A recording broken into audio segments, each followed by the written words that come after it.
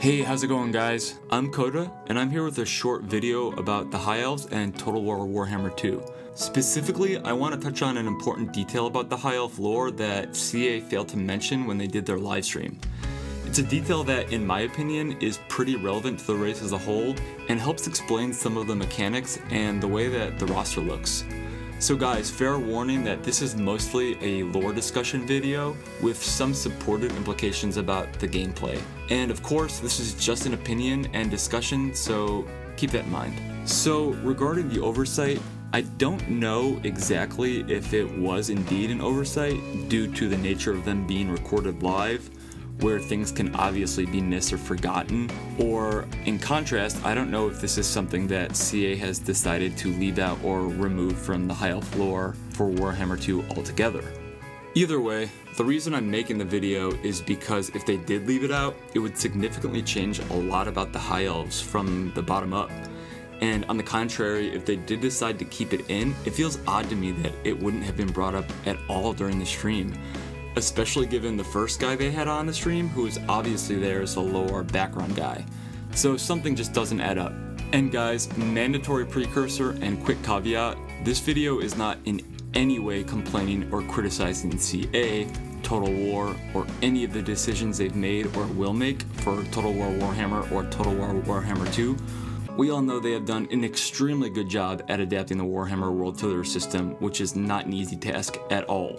It's simply just an observation of something missing that I felt was relevant, not only to the High Elf lore, but also because it helps explain a lot of the things we do know about the incoming rules and mechanics of the new game. Here's what CA missed when explaining the High Elves. A huge majority of the High Elf military, including several units that made the roster for Warhammer 2, aren't technically military warriors at all. They're regular citizens. They're a militia. And not just here and there. If you're playing the High Elves in Warhammer 2, you're going to be using a citizen militia for a lot more of your army than you might think. Allow me to explain. In the Warhammer universe, the High Elves are a race in decline. In fact, all elves are. But the High Elves in particular are far past the peak of their power. Their numbers are dwindling, they're attacked from all sides, and because of all this, they must resort to desperate measures in order to survive. So, to combat this, the High Elves have a standing active draft, in essence. Each province in Ulthwyn, which is the High Elves' continental realm, must provide a substantial active citizen militia at all times. But we aren't talking militia like the Empire militia, where there are a few units here and there sometimes. For the High Elves, at least from the tabletop lore of the past 20 odd years, we're talking a pretty massive and substantial bulk of their army. Some would even call them the backbone. That's because every single unit of regimental High Elf spearmen, archers, and even the exciting new Lothern Sea Guard, all confirmed by CA to be on the roster, are made up entirely of these citizens. In fact, it even extends beyond these infantry units. As far as I know, I'm 99% sure, but correct me if I'm wrong, the Bolt Thrower, which is the one and only High Elf artillery piece confirmed for Warhammer 2, is manned by citizens as well. There could be more units that I'm missing even. So even though the roster in Warhammer 2 will likely just say Spearmen, Archers, Sea Guard with shields, etc., and they won't mention militia like the Empire choices do, those units are indeed entirely made up of elven citizens. In fact, this is so significant that in the tabletop, these units were the core choices of the High Elf army. Core being significant because it basically means they were required in every battle. In Warhammer 2, I think we'll see, they will be the cheapest gold options available for the High Elves, and that may translate to seeing a lot of them on the battlefield. They will almost certainly be the early game campaign units. So by now you might be saying, big deal, who cares, what does this have to do with anything, or who are you, get off my computer screen and you suck, and you could be right about all of those things. But at least allow me to explain why I think it's relevant to the game based on what we know. It all starts with the mechanics of the new Martial Prowess special rule. I think it really helps to explain it. For those that don't know, or as a reminder, Martial Prowess will be an army-wide special rule given to the High Elves in Total War 2 that works like this. All units in your army will get a substantial stat buff while they remain above a certain HP level. Once they fall below that HP level, which I believe was said to be 50%, they lose the buff. So, better above a certain HP level and worse below. Stat-wise, of course. I mean, everybody's better above a certain HP level and worse below, right? But we're talking about actual card stats. CA went into relatively great detail about this rule on their live stream. In fact, developer dude actually seemed to be pretty stoked on it from what I could tell. You know, in his own way. Or maybe it was the one thing he was prepared for, I don't know. But it would have been one of the perfect times to mention that the core units of the army are a citizen militia, which makes me think there's at least a chance they are purposefully leaving this out. But that's because martial prowess is the perfect game mechanic for citizens, and here's why. All high elves are trained from birth in the art of combat, whether that's with the spear, the bow, the shield, the sword, whatever it might be. Each and every elf knows how to kill. If you combine that with the high elves' very high natural aptitude at pretty much everything, and their incredibly long natural lifespans, which can be centuries long, sometimes millennia, you can quickly see that even a high elf farmer, or poet, or IT guy, or whatever, is a martial force to be reckoned with.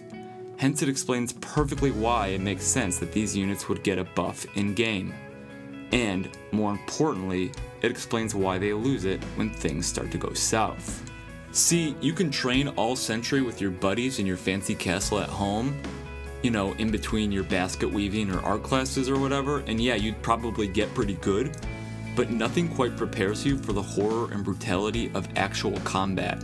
So when the going gets rough, and I don't know, little Eladriel sees his best mate's head on the ground after getting slammed in the back by a unit of Minotaurs, well, things are going to unravel a bit. Backyard training didn't exactly have that. That's because martial skill, or prowess, does not automatically equate to success on the battlefield. It doesn't hurt, of course, but the kind of mental fortitude, experience, resilience of a trained warrior plays an equally, if not more, important role. That's why the special rule is called martial prowess and not grizzled ass combat veteran or something like that. But actually, speaking of veterans, this also sheds some light on why a lot of the other high elf units on the roster are going to be so devastating, so powerful. This was why the CA guy in the livestream kept dancing around the phrase, quote, best in the game. I think he might have even said this all sounds a bit OP once, but it's because he's right, from a lore perspective.